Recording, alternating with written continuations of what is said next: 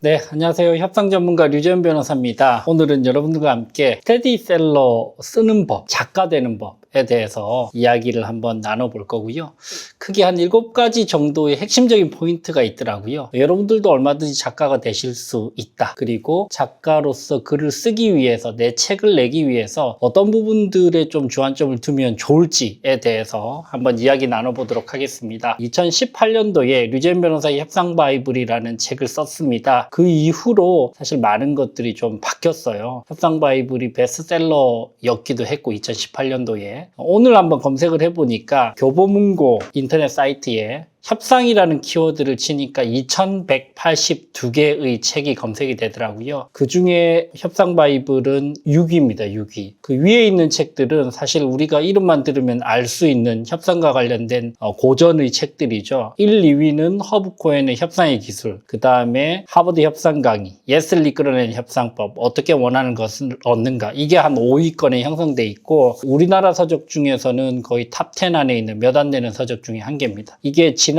한 4년간 계속되어 왔고요. 사실 스테디셀러로서 협상 바이블이라는 책이 잘 팔리기도 했고 또 교육 담당자들한테 검색을 했을 경우에 키워드가 잘 검색이 되기도 해서 저한테는 여러 가지 베네핏을 줬던 책 중에 한 개입니다. 어떤 것들이 좀 달라졌냐? 일단 협상 바이블이라는 책을 쓰고 나서 강연과 관련된 요청들이 많이 들어왔고요. 그리고 협상 바이블이라는 저자라는 타이틀 자체가 주는 임팩트도 있었던 것 같습니다. 생각지 못한 연결고리, 이 커넥팅 더 다츠라는 표현을 스티븐 잡스가 썼는데 사실 연결과 연결점들을 계속 연결시킬 수 있는 링크들이 필요한데 협상 바이블이라는 책이 생각지도 못했던 독자가 연락이 온다든지 아니면 협상 바이블의 독자가 누구를 추천해 준다든지 초대를 해준다든지 이런 식으로 해서 제 네트워킹과 제 인맥의 범위가 좀 확장되지 않았나 생각이 들고요. 그리고 업무적으로도 많은 도움을 받았습니다. 제가 주로 다뤘던 기업 법률과 관련돼서 협상이 필요한 부분에 있어서 자문을 더 많이 하게 됐고 그럼으로써 예를 들면 M&A 협상이라든지 아니면 기업의 주식 매매 협상이라든지 여러 가지 협상과 관련된 업무의 범위까지 업무의 범위가 확장됐던 그런 베네핏을 얻었습니다. 여러분들도 얼마든지 작가가 될 수 있고 또 스테디셀러의 작가가 되기 위해서 우리가 어떤 부분에 좀 초점을 두고 책을 쓸 수 있을지에 대해서 7가지를 한번 짚어보겠습니다. 첫 번째는 주제를 정하셔야 되겠죠. 주제를 정하는 것이 사실 가장 중요합니다. 내가 어떤 책을 쓸 수 있을까? 나의 역량과 나의 업무와 이런 것들을 좀 배경을 고려를 했을 때 어떤 주제로 책을 쓰는 것이 가장 적절할 것인가? 제 예를 한번 들어볼게요. 저는 이제 변호사라는 직업을 가지고 있기 때문에 사실 법률과 관련된 책을 쓰는 것이 가장 일반적으로 떠올릴 수 있겠죠. 근데 시중에 법률과 관련된 책들은 이미 너무 많았습니다. 그래서 법률과 어떤 시너지를 낼 수 있으면서 국내 서적으로서 아직 비어있는 공간이 어떤 공간인지를 제가 좀 찾아봤더니 제가 다뤘던 업무의 영역 중에서는 협상이라는 부분이 포지션적으로 아주 좋아 보였습니다. 왜냐하면 제가 교보문고의 1위부터 10위까지 중에서 1위부터 5위까지의 서적을 소개해드렸지만 전부 다 미국 서적들이에요. 한국 작가가 쓴 제대로 된 협상책은 없어 보였습니다. 이 협상책은 계약 협상으로도 연결될 수 있고 법률 분쟁으로도 연결될 수 있고 커뮤니케이션이나 대화나 전반적으로 전략적인 부분도 연결될 수 있기 때문에 사실 저한테는 시너지가 굉장히 큰데 비어있는 영역이라고 생각을 해서 이 협상이라는 카테고리를 주제로 잡게 되었습니다. 첫 번째는 주제를 정하기. 두 번째는 이제 뼈대를 만들어야 될 겁니다. 뼈대를 만들 때는 여러분들이 세부적인 글을 쓰실 필요는 없고요. 전반적으로 어떤 흐름으로 내가 글을 쓰겠다라는 전반적인 큰 그림을 일단 한번 그려보시는 건 거죠. 요것들은 한 A4 용지 한 2장 정도로 본인이 요런 글을 쓰겠다라는 것을 본인 스스로 정리를 하는, 예를 들면 사업에 있어서 사업 계획서의 초안을 잡는 그 정도의 느낌으로만 생각하시면 될 것 같습니다. 자, 주제를 정했어요. 사업 계획서를 잡았습니다. 그 다음 뭐를 해야 될까요? 세부적인 소제목을 정하면서 꼭지라고 하죠. 한 아티클을 한 A4 용지 한 페이지에서 2페이지 사이라고 봤을 때 그 꼭지의 제목을 정하는 단계입니다. 크게 한 40꼭지에서 50꼭지 정도가 나오면 한 꼭지당 1페이지에서 A4 용지 10포인트 기준으로 1페이지에서 길면 2페이지, 한 페이지에서 한 페이지 반 정도, 이게 50꼭지 정도 나오면 한 책이 아주 충분하게 나올 수 있습니다. 한 40꼭지 정도만 나와도 충분합니다. 충분하고요. 그래서 소제목들을 한 개씩 본인이 정했던 그 뼈대에 따라서 구체적으로 정해보는 단계가 바로 세 번째 단계입니다. 그 다음 네 번째 단계는 뭘까요? 그 꼭지 중에 첫 번째 꼭지, 꼭 순서대로일 필요 없습니다. 가장 자신 있는 꼭지를 먼저 써보는 겁니다. 하나의 꼭지를 완결되게 써보는 건 거죠. 다섯 번째 단계는 그 꼭지를 10개까지 늘리는 겁니다. 처음에 시작할 때 이걸 어떻게 40꼭지를 다 쓰지? 어떻게 50꼭지를 다 쓰지? 이렇게 시작을 하는데요. 먼저 한 개 가장 자신 있는 꼭지를 먼저 쓰시고요. 그 다음에 10개의 꼭지를 쓰십시오. 기한을 좀 정하시는 게 필요합니다. 내가 일주일에 2개는 반드시 쓰겠다. 그러면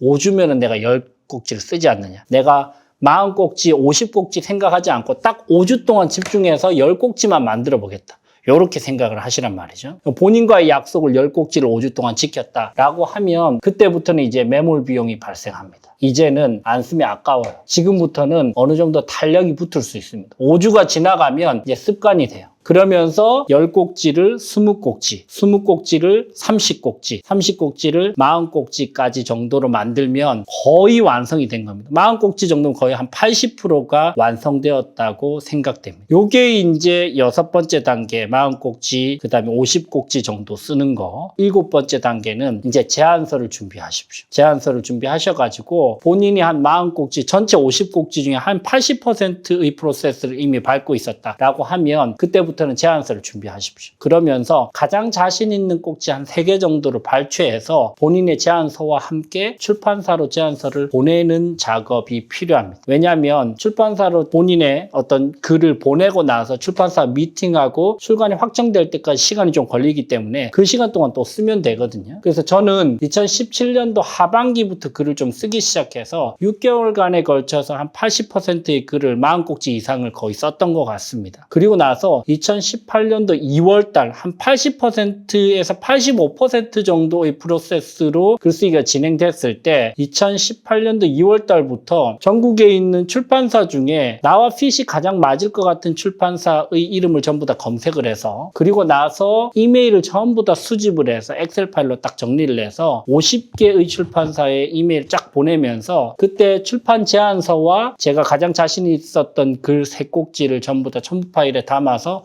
보냈습니다. 결과는 어땠을까요? 일주일 안에 15곳으로부터 미팅 제안이 들어왔어요. 저는 한 번도 출판을 하지 않은 초년 작가거든요. 처녀 작가인데도 불구하고 15군데로부터 미팅 제안이 들어왔고 그 뒤로 한 10군데 정도를 만났는데 첫 번째 미팅을 했던 한스미디어라는 곳과 계약을 해서 바로 협상바이블, 유재현 변호사의 협상바이블이라는 책을 출간하게 됐습니다. 요런 작업들을 전반적으로 여러분들이 머릿속에 딱 새겨보면 생각보다 이제 어렵지는 않아요. 전반적인 이제 프로세스는 쭉 머리에 들어오실 것 같고 다만 여러분들이 일을 안 하시는 분들이 아니고 굉장히 치열하게 평일을 보내시잖아요. 결국은 이것이 진행될 수 있는 방법은 시간 확보가 핵심입니다. 어떻게 시간 확보를 할까? 지금도 이제 글을 쓰고 있는데 글이 잘 안 써진다라고 이야기하시는 분들께 제가 항상 이야기합니다. 일을 다 마치고 글을 쓰려고 하지 말고 글을 쓰고 일을 마쳐라. 이게 굉장히 큰 차이입니다. 여러분들 생각을 해보십시오. 아침에 딱 사무실에 앉아요. 아침 8시부터 이메일을 보내기 시작하고 예를 들면 노션에 가서 전부 다 일을 하고 있어요. 그럼 일이 끝날까요? 여러분들 일은